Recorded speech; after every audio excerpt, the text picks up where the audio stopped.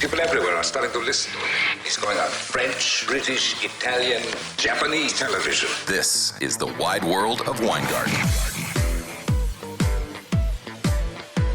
Welcome back, Wide World of Weingarten. It is Monday, March 7th, almost 11 a.m. here in Los Angeles. Baseball is still locked out. I am not optimistic that anything is going to be solved anytime soon, so an extended lockout looks like it is incoming, and I'm planning accordingly. I've seen some stuff tweeted by big baseball writers, mainstream baseball sort of beat writers, and people who work at major outlets that they expect a lot of teams to downsize their budgets post-lockout, and it's going to impact veteran free agents, rank and file players, and those guys are going to absorb most of the losses. And I totally believe that. I think especially with the expanded playoff most likely being implemented, at least 12 teams, likely 14 teams once the players cave. 14-team playoff will disincentivize teams to go out and spend on certain levels of free agents. And I think that's one of the goals of ownership, is to essentially break the union and keep long-term salary prices down outside of the superstar class, which essentially they will end up negotiating directly with the superstars and their representatives on the executive committee for a solution that benefits them at the expense of the rank and file. So like I said, extended lockout incoming, plan accordingly. But I will have a baseball focused show tomorrow. I'm planning on making some futures bets later today, tomorrow morning, and then I will have a show. I'm going to write about them. We're going to talk about baseball, because at some point, in some form, baseball will be coming back, and we will be prepared when it does, even if by the time it does come back, some of the joy and excitement is taken out of the game. But that's life. That's what happens when the sports becomes business, and that's where baseball's at. Last week was a really interesting week news-wise. There was news all over the sports world, all sorts of stuff to keep me occupied and interested. Cain Velasquez was charged with multiple counts, attempted murder, shooting into an occupied motor vehicle, 3 counts of assault with a firearm, 3 counts of assault with a deadly weapon, willfully discharging a firearm into a vehicle, and carrying a loaded firearm with intent to commit a felony. I think Dana White kind of summed up the situation best, where he said he didn't have enough information to kind of comment on the details of the shooting, but that from his knowledge, from what he did know, is that many people say, if ever put in the situation where they, could get vigilante justice against somebody who molested a member of their family, they would kill the person.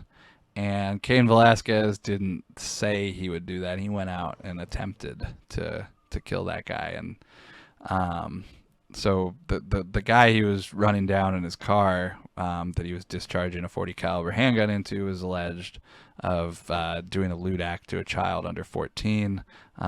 Child supposedly related to Cain Velasquez, according to news reports. There's some dispute over the nature of the relationship, whether it's a nephew or a child. That's mostly irrelevant to me. Mostly relevant to actually everything in the case. Vigilante justice is vigilante justice regardless of the circumstances, I suppose. Although I do think there's going to be a hard time finding a jury that's going to convict Cain Velasquez, even in Northern California. But that's a legal discussion for a later time, I suppose. Cain was denied bail this morning. I was a little surprised. I'm not totally surprised that he was denied bail, because obviously you could make the threat that you can make the argument that he's a legitimate threat to this guy and his well-being and his family. If Cain's out there, you could just totally go and try to kill him again. Very interesting legal situation. We'll see how it plays out. There's a lot of support for Cain Velasquez. Like Dana White said, I don't think anybody in his situation would do things very differently. So hard to fault him for what he did, but he will spend the next month in a Northern California jail thinking about it. I'm sure no one's going to give him any trouble, though. But yeah, I'll be following the story. I'm sure we'll get some updates sooner or later.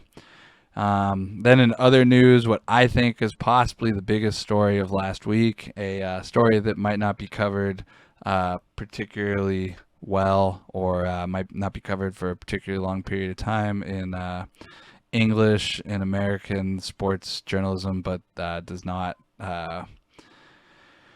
doesn't make it any less of a news story. The Mexican newspapers today that I've seen in LA and online are calling it one of the blackest day in Mexican soccer history, and I mean that's one way to describe it. I think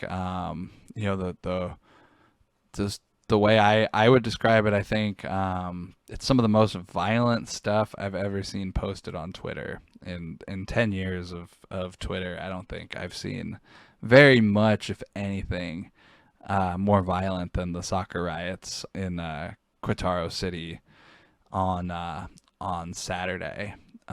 You could type in Liga MX or Querétaro Atlas. You can get hours of videos of people getting beaten to death and stripped naked, and I mean it's really graphic stuff. Like I said, it's legitimately some of the most violent stuff I've ever seen posted on the internet. Or actually, I don't know if it's the most violent stuff I've ever seen on the internet, but it's definitely some of the most violent stuff I've ever seen on Twitter. Cover-up's well underway too. The governor of the state of Querétaro, I think my Mexican states could sometimes be a little faulty, but the local governor said there were no deaths. Like with a straight face, he said on camera that nobody died, which is just a lie. I've seen multiple videos and pictures of what are absolutely dead bodies. Those aren't people sleeping. Those aren't people that need medical attention. Those are dead people. So for them to say that nobody's dead is just a straight out lie. And I'm guessing they're trying to cover up the absolute level of violence that occurred, because it's just incomprehensible on some levels to the international community that a soccer game, that any athletic event could end up becoming this violent. This is far past some drunk people beating each other up in the stands. I mean, this was, they were hitting each other with chairs, they were stabbing people with knives, I saw people on the ground, getting their heads kicked in, defenseless people. And that's just the thing in this new modern world where everybody has video cameras. You could just capture a level of brutality and violence that was incomprehensible before. So I'm really interested if this continues to fly under the radar. If you've only seen this news on ESPN.com, you would assume that it was just a minor brawl at a sporting event in Mexico. The extent of the reporting I've seen other places is reposting or the Associated Press articles, which are fairly inaccurate. They don't discuss or make any mentions of death. Just talk about violence. The U.S. press is deflected from the death. The Mexicans are outright denying it and bald-faced lying about it. The Mexican media, kind of is in between. I mean, the social media is very well just saying, like, dude, how can you say there's no deaths? It's insane. You can just type this stuff in. It's just comment after comment in Spanish of people ridiculing the Mexican government and the Mexican media for not reporting this, and reposting videos saying, is this guy dead? Is this guy, where's this guy? But yeah, if you really want to desensitize yourself to violence or something, just type in Liga MX on Twitter and you will get all the violence you could possibly want for a Monday. So yeah, it's been really telling. Like I said, if you only read U.S. media or sports media, you have no clue what's going on. 17 people, it says, beaten to death. I don't know if that 17 number is accurate. I've seen, I'd say, at least 5. I'm surprised too. Truthfully, I'm surprised the Mexican government didn't make up a number like 3 people dead. At least something believable. But 0 is just so unbelievable. Like, at least if you're gonna lie, make believable lies. That is not close to a believable lie. 0 people dead. Most violent soccer riot of all time. Got it. Yeah, so the Mexican League is going to have to discuss sanctions. I'm expecting they're probably going to kick the team out of the league or at least cancel the rest of their season. Fans will be temporarily suspended from traveling to away games. There'll be increased security measures. A lot will go into trying not to lose the 2026 World Cup. But, I mean, there's no way that any person could watch 5 minutes of those videos and think that, yeah, it's safe to go to a Mexican soccer stadium or that they deserve the World Cup. You know, in a society that's not focused on wars on the other side of the world right now,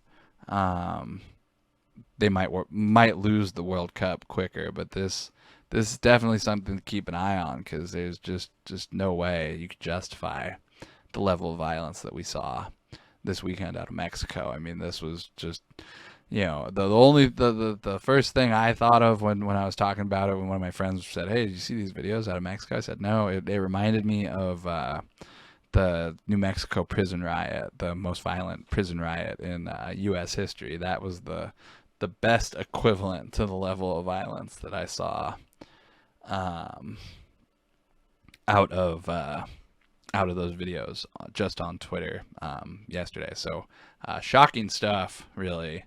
And we'll see how it's covered going forward. I'm not optimistic that the way we process news, the way the news cycle works, I'm not optimistic that this is still a story in 48 hours, although it should be. But yeah, I'll keep my eye on this, just like Cain Velasquez. I'm going to take a break real quick, come back. Got a lot to talk about in the golf world as well, so stay tuned. I will be back in, I don't know, as soon as you hear from our sponsors. So stay tuned.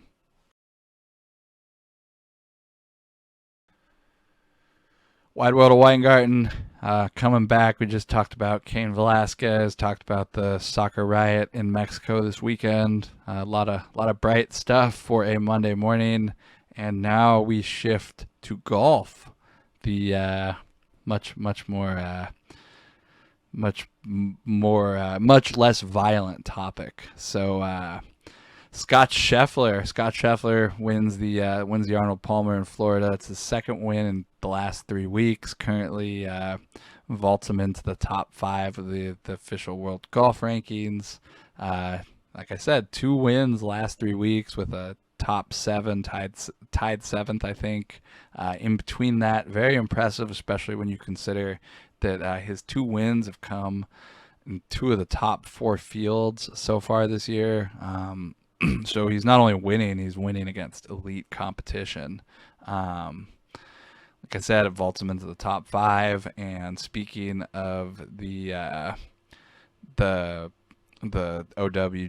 the top rankings, Rahm is still number 1. He finished tied 17th, so only his second back-to-back out of the top 5 or top 10 finishes since 2020. And then Victor Hovland is another guy who deserves a little bit of consideration for the best golfer in the world, at least on the male side right now. His last 7 starts before finishing tied second at the Arnold Palmer this last weekend was win, tied 30, tied 4th, win, miscut, tied 4th. So 3 wins for him in his last 3 wins in his last 8 starts. Not bad. I bet him for the Masters at like 20-1 or 22-1 or something. I know it's not the best number, but you know, just the way he was playing a couple of weeks ago, I said I had to bet a little bit on him. But that's a guy who deserves some consideration for the top golfer in the world right now, at least on the male side. In Kenya this weekend, Thurston Lawrence got second, brought home a top 10 at 10-1, but missed out on cashing him to win. He was as high as 150-1. He was still like 22-1 going into the 3rd round. I actually didn't stay up to watch the end of this. I saw Ewan Ferguson had a 3-shot lead going into the 4th round, and I was like, 3-shot lead. He's still 3-1 to win. I was like, there's no way this guy's going to hold a a 3-shot lead. I ended up going to sleep. I woke up in the middle of the night a couple times to check. I saw briefly Lawrence was tied for the lead. I was like, oh, this is great. I should get up. And then I knew he wouldn't win, so I didn't even bother. But there was an 11-stroke swing on Sunday between the overnight leader of round 3, Ewan Ferguson, and Ashon Wu, the eventual winner. Wu really played his balls off, for lack of a better word, on Sunday. I think he won by 4 shots, so Thurston Lawrence didn't really have a chance late. Didn't even wake up, like I said, to really follow it. But did cash the top 10 at least, so a little bit of a win there. Winning's always better than losing. Gotta go through the whole card for this week to get a whole card worth of bets. But with DraftKings coming out with their top 10s and top 20s earlier and earlier in the week, every week, and having them out by Mondays, I was able to find a couple bets that I liked this morning. Matthias Schmid, SCHMID, not to be confused with Matthias Schmidt, SCHMITT. I know it's confusing. Schmid, 6-1 top 10. He's going to make it to the PGA Tour sooner or later. Jane Jaswatananda, top 10, 7-1. He's played well on the Asian Tour last couple weeks. He tends to play well wherever he's playing. 7-1, top 10, fine by me. Thurston Lawrence, top 10, 10-1. I'll play that back this weekend as well. I'll play Lawrence to win, top 10, top 20. Maverick and Cliff. There's no Maverick McNeely on the European Tour, but there is a Maverick and Cliff. I played him top 10 at 11-1. He's Australian, played golf in college at Augusta State. Went pro, really broke through on the China Tour in 2019, won 3 times in the first 5 starts, ended the season with 3 wins, 7 top 5s, 9 top 10s, nearly double the points of the second place finisher in the season-long standings on the 2019 China Tour. So that got him his Euro Tour card, and his best finish so far on the Euro Tour has been 2nd and 3rd places. So he's still looking to get his maiden win. He'll probably make it outright on my card at 130-1 or higher. Top 20s, I bet Schmid plus 280, Jaswatananda 3-1, Lawrence 4-1, and Cliff 4.5-1, and Bryce Easton 6-1. That's all I got so far for golf this week. The LPGA Tour, I got to find some bets there. I saw Jin Young Ko won again this week. She won in Singapore. It was her first start on the 2022 LPGA season.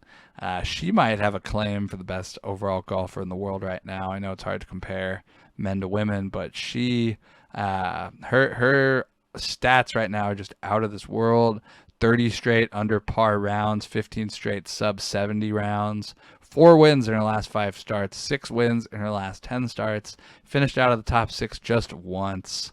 One thing I'd really like to see more of is co-events on the PGA Tour at least once a year, a mixed ladies men's event where they're playing the same field. They do that in Europe. It's a fun event.